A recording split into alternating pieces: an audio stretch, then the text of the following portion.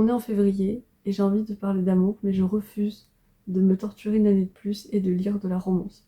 Donc on va parler de l'amour, mais on va explorer d'autres côtés de l'amour. Et je commence fort parce qu'aujourd'hui je vais vous parler du livre Alfie's Age de Jeanette McCurdy qui vient de sortir.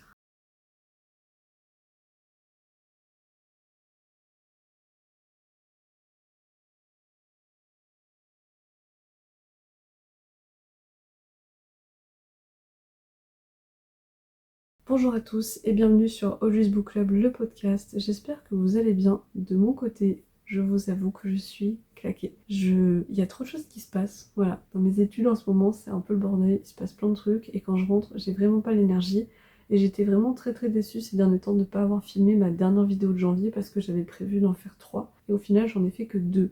Je sais que c'est pas dramatique et je pense que je la posterai plus tard dans l'année, mais j'aime bien tenir mes schedules. Aujourd'hui, je reviens avec une nouvelle vidéo, sauf que comme je suis un peu fatiguée, j'ai mon petit script qui est préparé et je risque de regarder de temps en temps mon ordinateur pour pouvoir faire un épisode de qualité et que je ne passe pas 1000 ans au montage, parce que là vraiment, j'ai pas le temps. Donc j'espère que vous apprécierez quand même. De toute façon, je ferai des inserts avec des petites images pour rendre la chose un peu moins scolaire où j'ai l'impression de lire seulement quelque chose, mais c'est obligé pour aujourd'hui. On va parler de Jeanette McCurdy. Peut-être que vous connaissez Jeanette McCurdy puisqu'elle a été une actrice sur Nickelodeon lorsqu'elle était jeune. Elle a joué Sam dans iCarly et Sam dans Sam & Cat aux côtés d'Ariana Grande. Plus récemment, elle est revenue sur la scène, pas en tant qu'actrice, mais en tant qu'autrice avec son premier récit autobiographique I'm Glad My Mom Died. Dans ce récit, elle va expliquer ce qui s'est passé sur le plateau de Nickelodeon, puisqu'elle a vécu beaucoup de traumas, beaucoup d'abus auprès de personnel qui travaillait là, sachant qu'elle était mineure. Et elle a aussi connu beaucoup d'abus auprès de sa mère, jusqu'à sa mort, d'où le titre du livre. Ce recueil, il était extrêmement poignant, et c'est un livre que j'adore et que j'ai adoré. Franchement, par contre, trigger warning de partout. C'est pas un livre à lire à la légère, mais j'ai trouvé qu'il était vraiment très bien écrit. Et en 2025, non, on est en 2026. Jeanette revient avec un nouveau livre, mais cette fois c'est de la fiction. Le livre s'appelle Alfie's Age, sauf que on a quand même un petit côté autobiographique.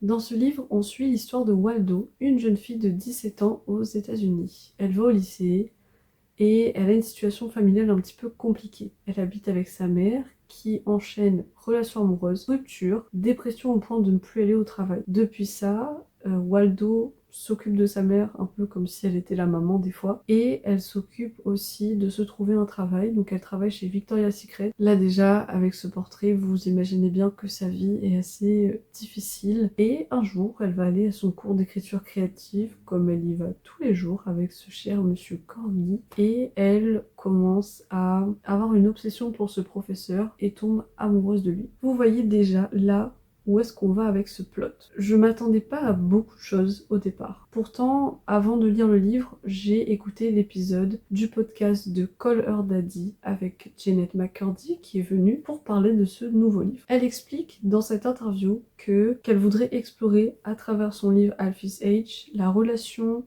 dominant-dominé dans l'amour, surtout lorsque cet homme est beaucoup plus vieux et que la jeune fille elle est mineure. Lorsqu'elle était jeune actrice sur le plateau de Nickelodeon, elle a été approchée par un homme de la quarantaine et a commencé une idylle amoureuse avec celui-là. Cependant, ce n'était qu'une illusion. Et ça, elle l'a compris que très tard, après avoir perdu sa mère. C'est à ce moment-là qu'elle a repassé en boucle tout ce qui s'est passé dans sa vie et qu'elle a vu qu'en fait, c'était de l'abus. Pourquoi sommes-nous attirés par des choses, des personnes qui au fond, nous, on le sait, ne sont pas bonnes pour nous? Comment exprimer sa colère? Comment comprendre cette dynamique de pouvoir? Alors forcément, moi après cette interview, je suis ravie. Je trouve qu'elle est poignante, qu'elle s'exprime super bien en plus. Elle parle vraiment d'une manière très bien. Et elle a ce truc où elle va interviewer la personne qui l'interviewe. C'est trop drôle. Et c'est vraiment une vraie discussion et une vraie écoute des deux côtés. Je vous invite à l'écouter d'ailleurs, je mettrai le lien dans la bio. Et après cette interview, je me suis dit mais j'ai trop hâte de lire le livre parce que au vu du premier livre et de comment elle avait abordé des traumas, des traumas en plus de l'abus venant de sa mère, c'est quelque chose qui est assez délicat, je me suis dit mais là elle va nous faire quelque chose qui est encore dingue, c'est sûr.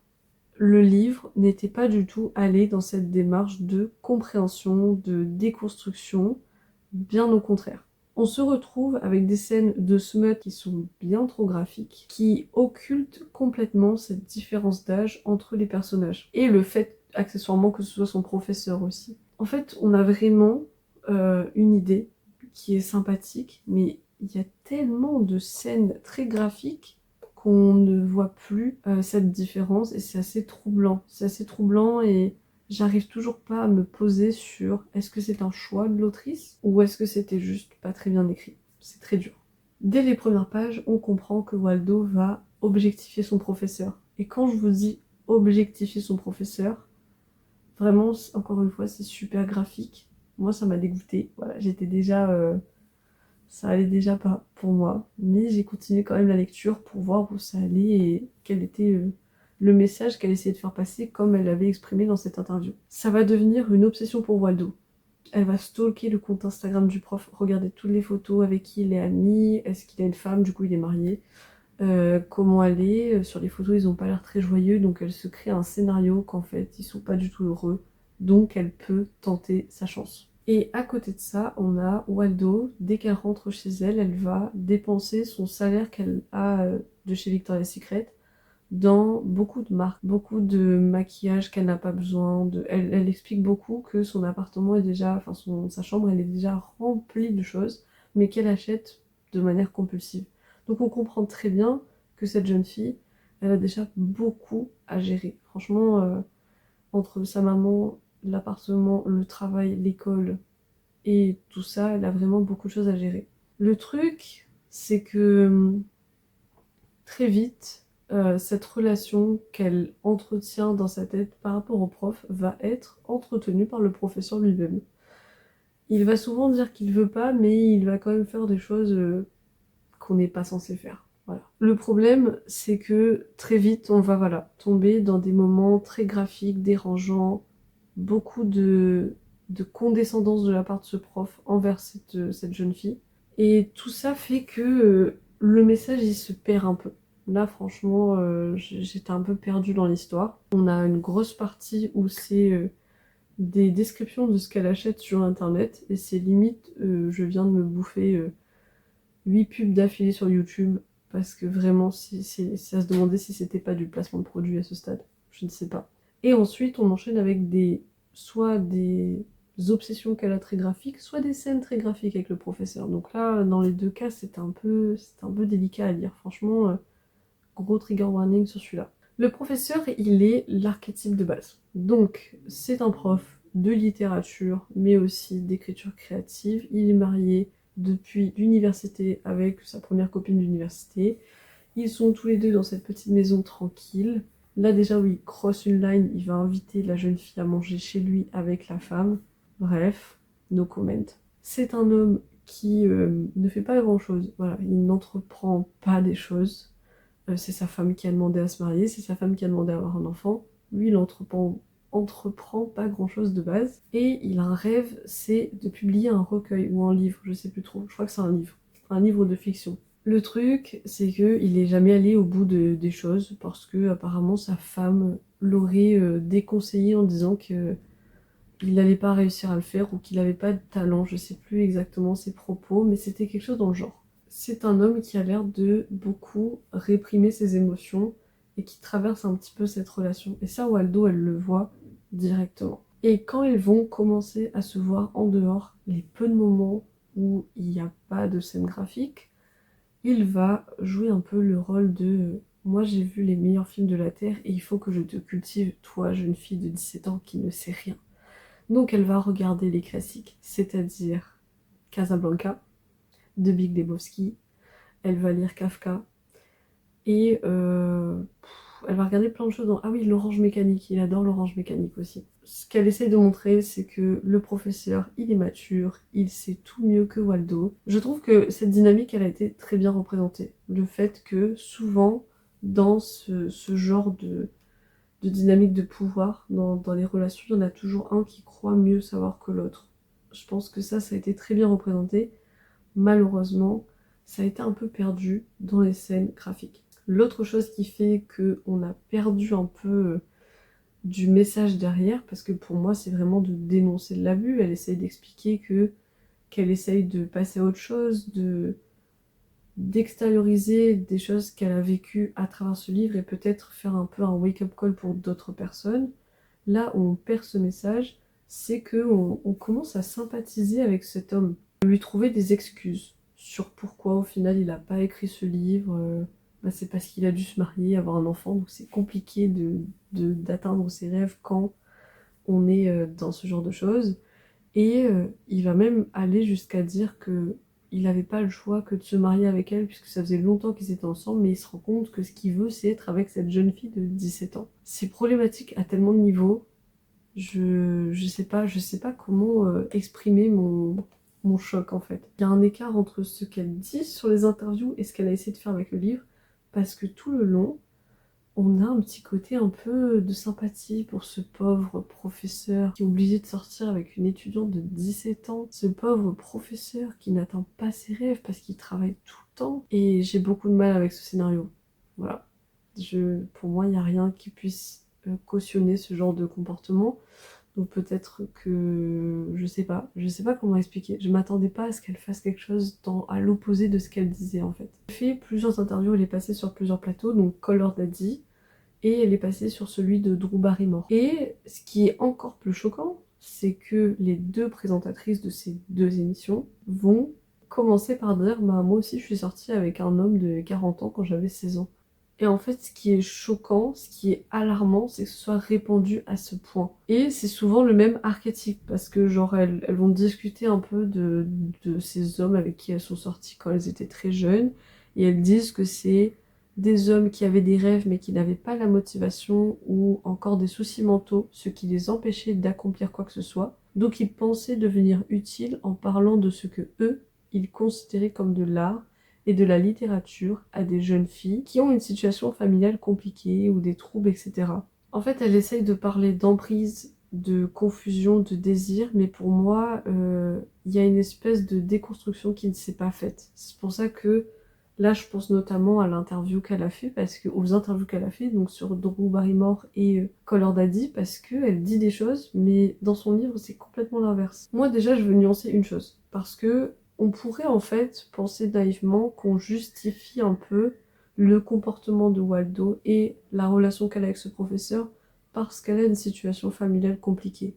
Le truc, c'est que c'est important de montrer que ce type de relation avec une emprise n'arrive pas uniquement à des jeunes filles avec des situations familiales compliquées. Des fois, ça peut être des adolescentes qui sont entourées, aimées, soutenues, mais qui peuvent aussi tomber dans ce genre de dynamique parce que l'adolescence, c'est un moment où l'identité, elle se construit, où la validation, elle compte énormément, et où l'attention d'un adulte peut être perçue comme exceptionnelle. Donc moi, j'ai détesté cette image du profil un peu fragile, brisé, parce que j'ai l'impression qu'on cautionne les actions de ce professeur alors qu'à aucun moment on devrait le cautionner. Donc le trauma bonding, c'est l'attachement traumatique, ça a été développé par deux chercheurs, Dutton et Painter en 1981. Donc ça fait quand même assez longtemps. Je vous mettrai la citation. Là où je décroche complètement dans le livre, c'est dans la mise en scène de la relation. Pour moi, il y a une différence entre montrer une relation toxique et la traiter de manière critique. Montrer n'est pas forcément dénoncer, et je trouve que la frontière, elle est très très fine dans le livre. Elle est très fine dans le livre, surtout parce que la narration, elle est très sexualisée.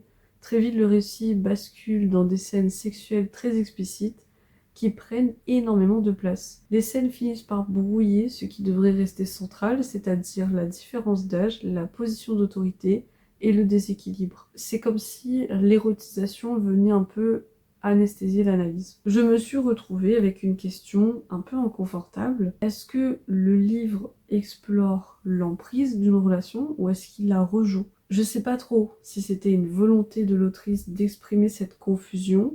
Quand on est dans ce genre de relation, on ne sait pas trop en fait sur quel pied danser. Mais je peux vous assurer que là déjà je cogite beaucoup pour pouvoir justifier le livre. Mais quand on le lit comme ça, si on n'a pas de recul, on prend juste pour argent comptant. Donc j'ai un peu de mal avec ça. Parce que j'essaie pas de prétendre que je sais quelles étaient les intentions de l'autrice. Mais pour moi, je pense que si elle avait pour vocation de dénoncer certaines choses, peut-être qu'il faut quand même créer une certaine distance, et que là, il n'y avait pas de distance critique, puisqu'elle est assez engagée dans ce genre d'histoire, vu qu'elle-même l'a vécu. Et pour moi, la réception du lecteur dépend de la mise en scène. Dans l'interview de Drew Barrymore, elle explique qu'elle ne veut pas faire en sorte que le personnage du professeur soit un méchant, parce que sinon on est trop dans quelque chose de manichéen. Le truc, c'est qu'il a quand même une ascendance sur une mineure, donc pour moi il est méchant, qu'on le veuille ou non. Il n'y a pas de justification à ça. Durant tout le livre, le prof va avoir une liaison avec cette jeune fille, ça va durer 1 an, donc elle aura le temps d'avoir son diplôme de lycée, qu'elle est toujours avec lui. Des fois il est adorable, d'autres fois non. Des fois, il lui donne toute l'attention du monde, d'autres fois, il l'ignore complètement. Je pense notamment à la fois où elle attendait qu'il vienne pour son anniversaire, et il va avoir des plans avec sa femme, et au final, il va lui dire non, mais je peux venir, et il lui prépare un sandwich au beurre de cacahuète et à la confiture pour ses 18 ans. Vous sentez le jugement? Oui, je juge. Je juge pour tout, parce que c'est même pas l'acte en lui-même, c'est juste, enfin, de traiter quelqu'un comme ça montre déjà qu'il n'avait pas de respect pour elle de base. Et ce côté chaud-froid, on appelle ça du intermittent reinforcement. Donc c'est toujours Dutton Painter en 81, que c'est quelque chose qui est très courant et qui va de pair avec la position de pouvoir et le trauma bonding qu'on a évoqué juste avant. C'est là que j'ai commencé à essayer d'élargir un peu ma réflexion et de ne pas rester juste sur l'histoire. Et je me rends compte que bon, dans la pop culture, c'est pas un cas isolé. Donc, maintenant, si on part sur la pop culture, de toute façon, ce genre de trope professeur-élève, on le trouve un peu partout.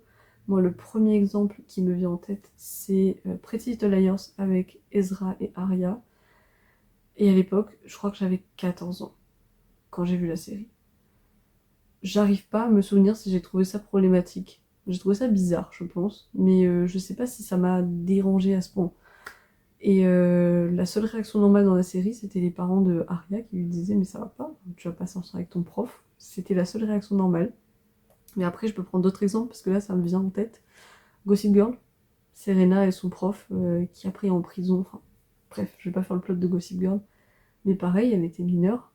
On en a encore plein d'autres. Je pense que si vous avez des exemples, n'hésitez pas. Moi, j'ai aussi La vérité sur l'affaire Harry Kéber de Dicker, qui est aussi un roman qui va quand même traiter, même si c'est un roman policier, d'une histoire d'amour entre une jeune fille à la fac et un professeur bien vieux quand même. Et en fait, le truc, c'est que c'est vraiment très très banalisé. On le retrouve dans pratiquement le 3/4 des livres de l'Académie française, on va pas se mentir.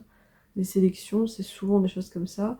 Dans les films, c'est souvent comme ça, et on le retrouve un peu partout, j'ai l'impression. Voilà, donc là, ce que je voudrais faire, en fait, sur ce mois, et peut-être que vous pourriez le faire aussi, c'est essayer de réfléchir à vos prochaines histoires d'amour, donc celles que vous voyez, celles que vous vivez, celles que vous lisez. Demandez-vous qui a le pouvoir. Est-ce qu'il y a un rapport de pouvoir? Qui définit le rythme? Qui a le plus à perdre? Qui change pour l'autre? Parce qu'en fait, toutes ces histoires racontées comme de l'amour, je trouve qu'elles ne le sont pas forcément. Et la fiction mérite parfois d'être lue avec un peu moins de romantisme et peut-être un petit peu plus de lucidité. Ce que j'ai envie qu'on retienne de cette lecture qui était un peu difficile et un peu décevante malheureusement, c'est que même dans notre vie, l'attirance, c'est pas forcément une boussole morale. C'est pas parce que on est attiré par quelqu'un que ça veut dire que c'est la bonne chose à faire de se mettre en couple avec cette personne. C'est pas parce que c'est intense que ça veut dire que c'est sain. Et c'est exactement ce qu'on trouve dans ce récit, parce qu'au final, Waldo, même si l'autrice l'a écrit de sorte à ce qu'on comprenne que c'est Waldo qui objectifie le professeur, donc c'est elle qui le désire. Mais le truc, c'est que on est quand même dans la période de l'adolescence, le cortex préfrontal il n'est pas développé, ça reste une jeune fille mineure, et lui, c'est un prof, c'est son prof, tout simplement. Même si, admettons, elle l'a peut-être désiré, je sais pas, en fait, je trouve que de faire le narratif dans ce sens-là, c'est vraiment occulter le fait que ce genre d'action, enfin, ce genre de relation ne devrait pas être aussi banalisé. Je parle beaucoup, comme d'habitude. J'espère que cet épisode vous a plu, parce qu'on arrive à la fin de l'épisode. Franchement, j'étais super nerveuse à l'idée de refilmer. Je sais que ça a l'air court, 2 semaines. Pour moi, c'était très très long. Mais j'ai vraiment pas réussi à retrouver l'énergie. Et voilà, j'espère que ça vous plaira quand même cet épisode. Et je reviens normalement dans le mois de février. Je peux pas m'assurer que ce sera forcément la semaine d'après. Je l'espère. Ça va dépendre de mon emploi du temps. Est-ce que vous avez, vous, de votre côté, déjà réfléchi à ce genre de dynamique de pouvoir dans les relations amoureuses? Est-ce que vous avez l'impression qu'on peut parler de dynamique de pouvoir dans les relations amoureuses? N'hésitez pas à le dire en commentaire et je vous dis à très bientôt pour un nouvel épisode.